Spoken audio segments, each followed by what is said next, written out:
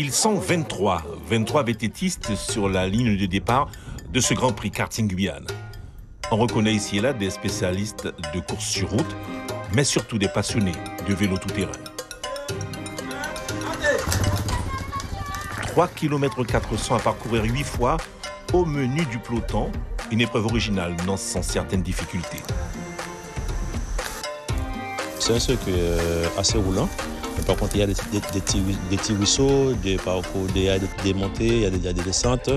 Et il y a aussi, à côté là, il y a un trou où on peut passer. Là, il y a des endroits, il faut descendre du vélo pour passer. Il va falloir être très vigilant. Très vigilant, très sélectif et il faut être bien, pas costaud, mais il faut avoir dans les jambes quand même.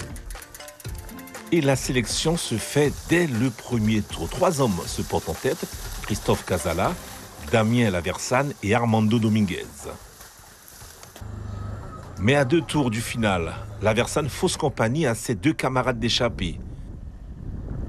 Et son avance ira crescendo jusqu'à l'arrivée. Sans véritable opposition, le Montjolien remporte le Grand Prix karting Guyane en 1 heure 25 minutes et 16 secondes. Sur les parties les plus roulantes, on était 3 dès le premier tour, puis 2. Et puis j'ai décelé une portion où Christophe était un peu moins rapide et donc j'en ai profité pour attaquer à cet endroit-là et maintenir l'effort jusqu'à l'arrivée. Une nouvelle victoire pour Damien Laversane qui assoit sa suprématie sur le VTT guyanais après ses 4 succès obtenus en 2018.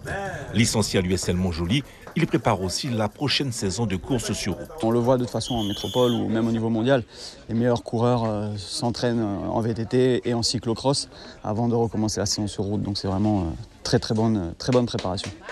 Laversane relègue au final Armando Dominguez, deuxième à plus de 2 minutes 30.